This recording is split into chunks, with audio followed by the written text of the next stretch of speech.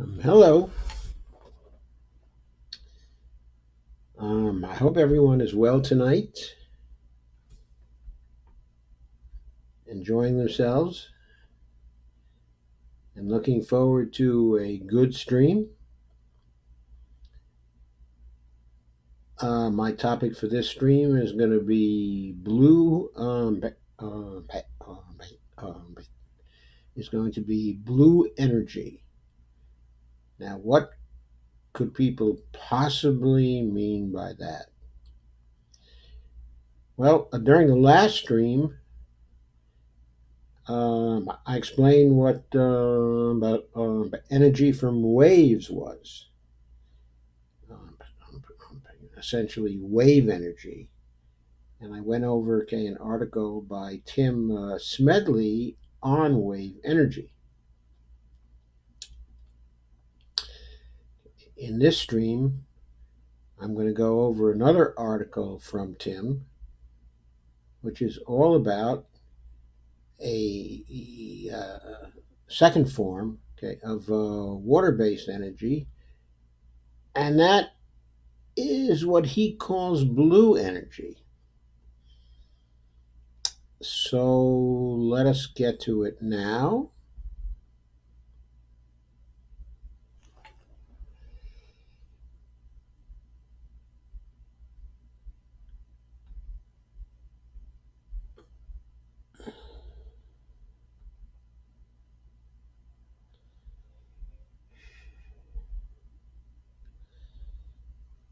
So I think you've got a good view of the screen at this point. To get myself out of the way here.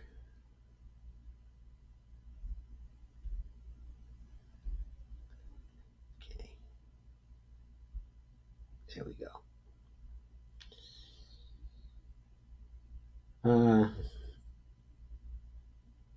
So the basic idea behind blue energy is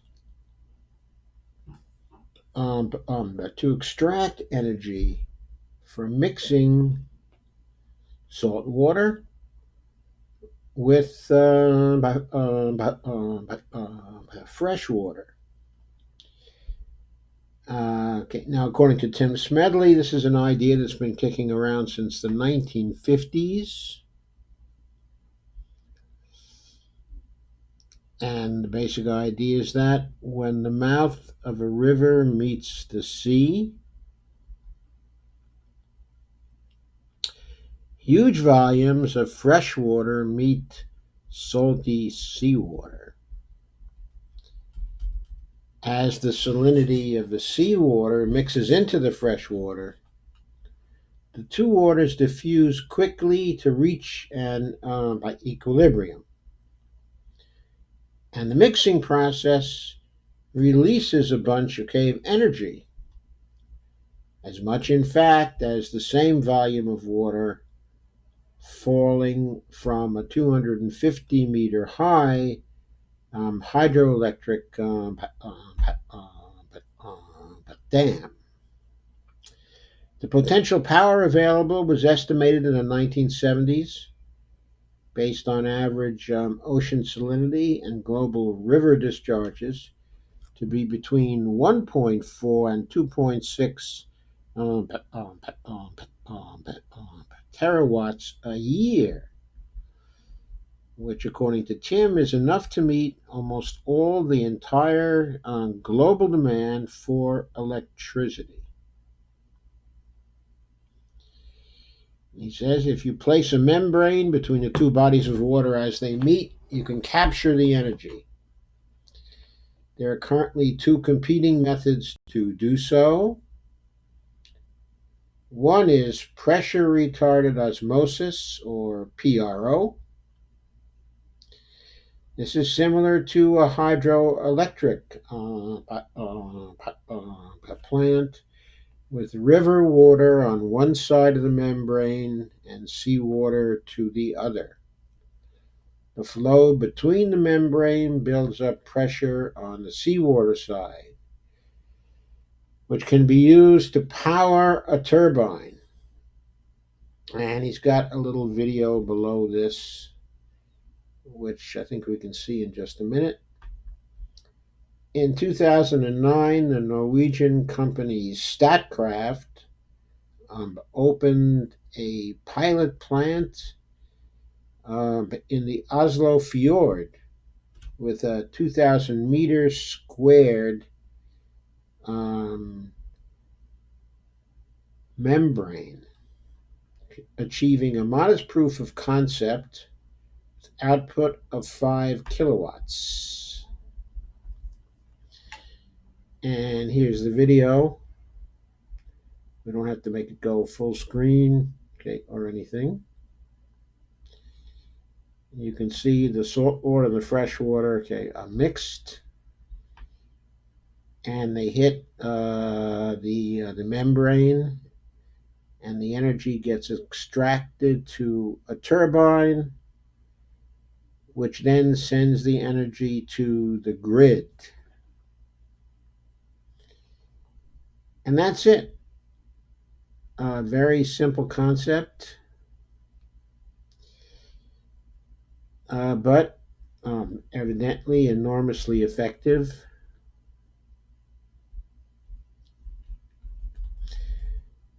The second method is reverse electrodialysis, known as RED, RED. This doesn't harness energy from pressure, but instead diverts the ions in the water, creating an ionic current which is converted by the electrodes to electricity. This requires two membranes. You effectively create a seawater sandwich with fresh water as the bread and salt water as the filling. The salt in the water, sodium chloride, is composed of two ions, a sodium ion, or Na+, which has a positive charge, and a chloride ion, which has a negative charge. By sending the negative and positive ions in opposite directions, you in effect form a saline battery, creating a big enough bank of these batteries, and you can get a lot of electricity. A man by the name of Michael Papapetru, senior project manager at the Munich-based WIP. I'm not sure what those initials stand for. Called Renewable Energies, worked on an EU-funded RED project called REA Power, which ran from 2010 to 2014.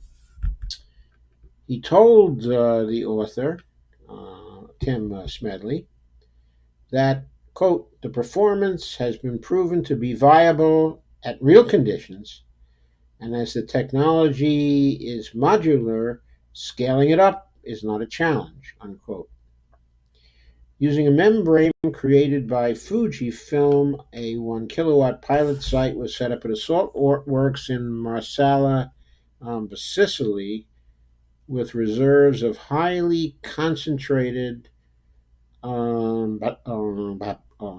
brine. Salt water is brine. The higher salinity, quote, allows us to achieve higher densities, explains Papapetru.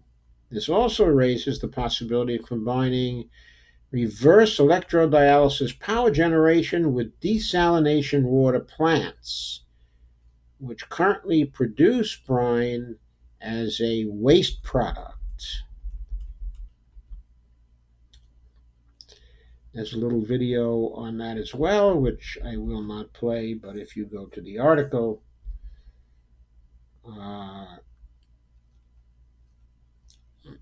you will be able to find and play the video.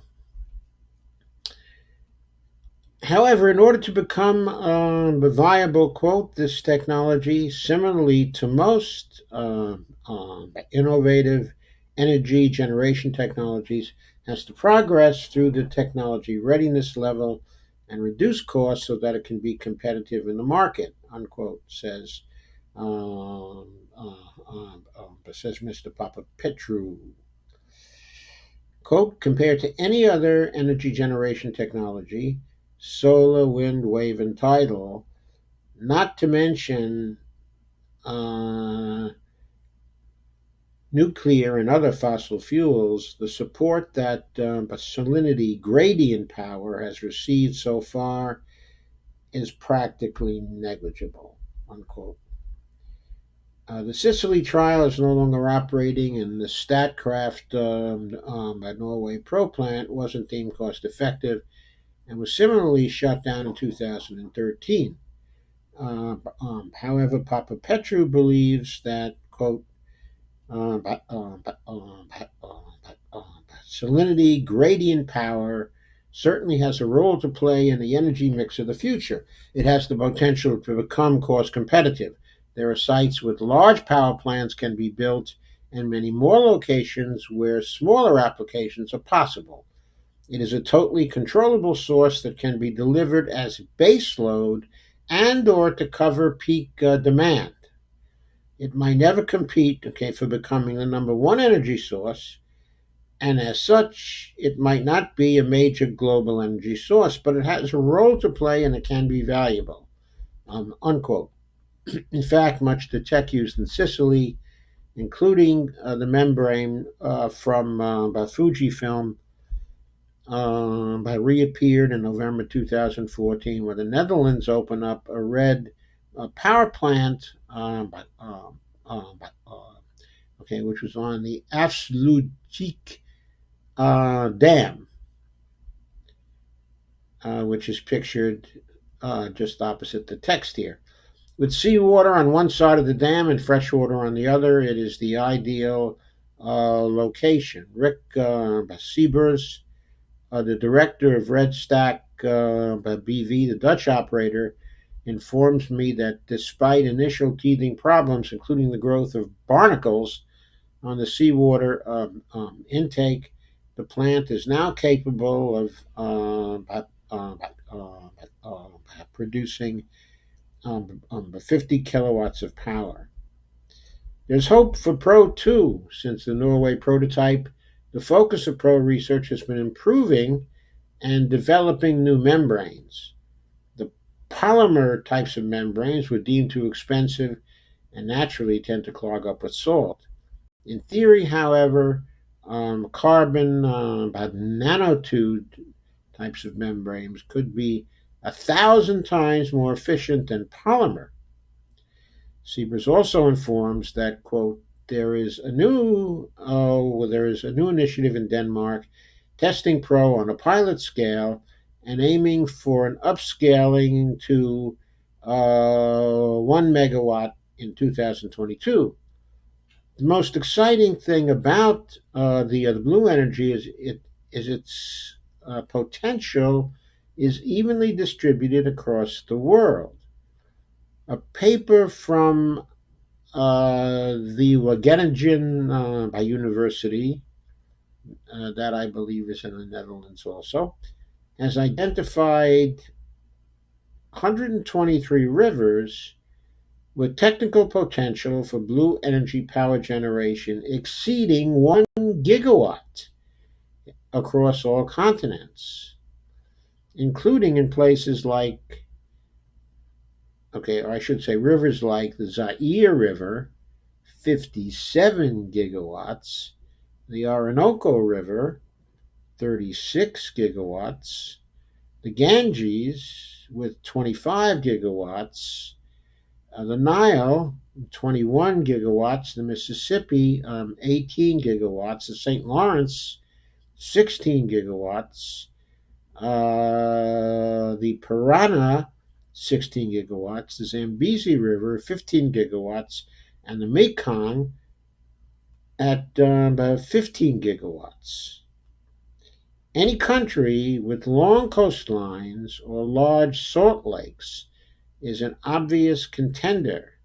For example, Fernanda Helfer of Griffith University at Brisbane has proposed that Australia has a significant potential given its proximity of major cities to the ocean, vast salt beds to generate the brine, and desalination plants that could be coupled with the blue energy plants.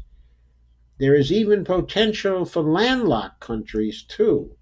The team that developed REA power has been working on a new project, which is the red heat to power using artificial salt solutions. Quote, in fact, operating with artificial solutions allows us to define the conditions and optimize the red performance, achieving much higher power densities, unquote, says Papa Petru. Quote, but in that case, we do not have a natural source of energy and we have to operate in a closed loop. For regenerating the salinity difference between two solutions, we use desalination technologies based on low temperature heat, unquote. The red heat to power application converts low temperature heat to electricity, which means that the blue energy technological developments can be used to benefit any location where waste heat is available, practically any industrial plant in uh, the world. Uh, Blue energy is the new renewable energy kid on the block. We started our first tests on a pilot scale in May 2014, almost 5 years ago, says Sieber. Quote, compared to the development times of solar or wind power, we're just starting, and we have already made a great deal of progress. When given sufficient time and money, we will continue this progress since the runoff of rivers isn't fluctuating on the same time scale as solar and wind power. We believe that blue energy can be an important energy source in the future. Unquote. So salinity gradient power, the blue energy offers a constant energy source that can be switched on and off. Until now, that has been the only argument that coal, gas, and also nuclear have had left to cling to. The holy grail of being able to balance the electricity grid in response to the fluctuating energy production of solar and wind power. Blue energy could yet fill that final missing link in the chain of 100% renewable energy. And of course, since it's a constant energy source that can be switched on and off, then in a sense, it solves the battery problem too, doesn't it? In other words, a big problem in the face of development of entirely renewable energy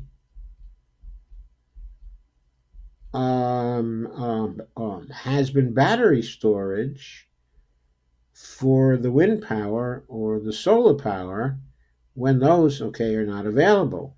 But of course, okay, if blue energy is available when those are not available, then there's no storage problem, is there? And that's one of the exciting things about blue energy. So, coupled with the last of Smedley's article, the wave energy source, I think we have here two very promising sources, okay, of energy to complement, amply complement, with more than enough energy than is needed, solar, okay, and wind energy too.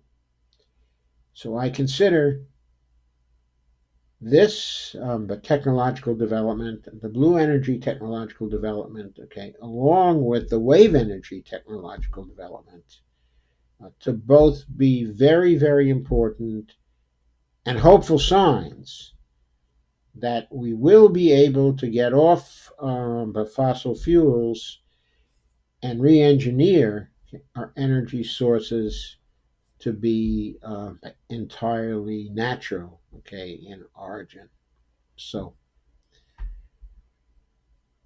for that reason, I wanted to tell you about this.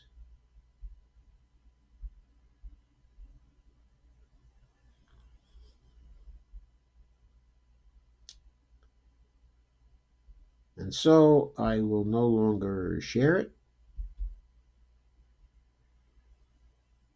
There we are. And what I will do now is to consider your comments.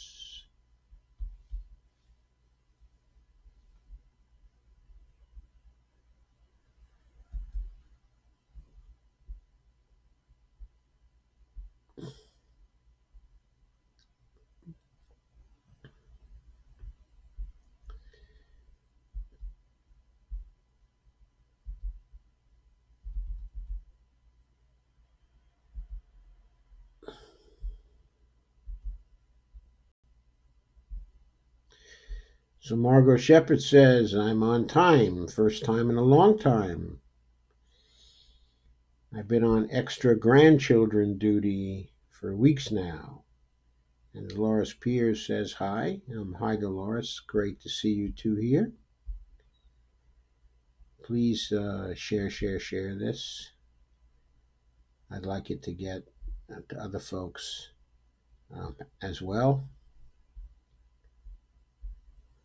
I'm going to see what things look like on screen at this point.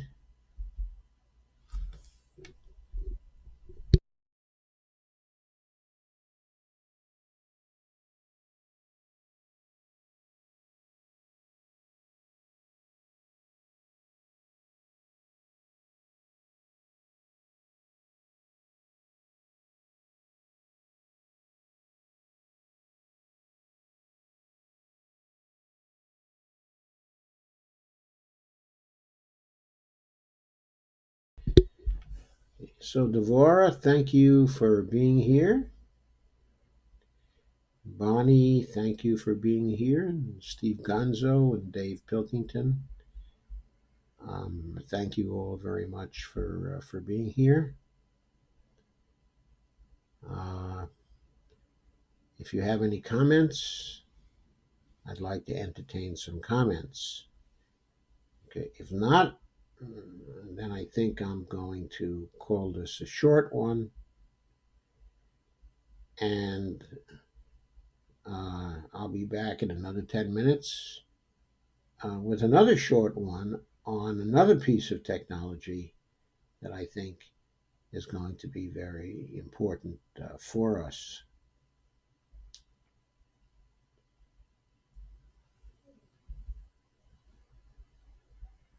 Hmm.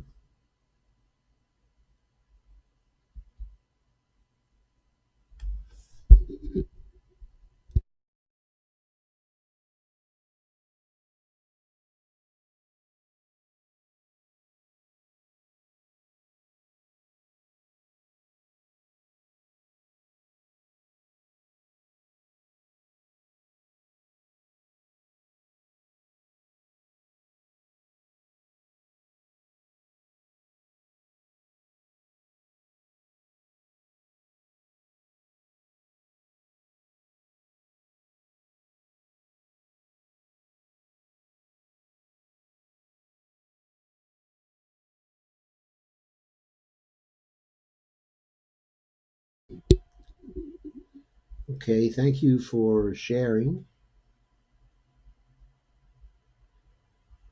Since I don't see any additional comments, I think I'm going to call a halt to this one.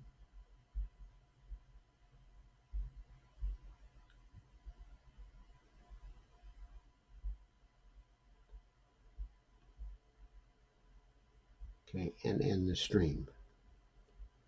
I'll see you again in just a few minutes.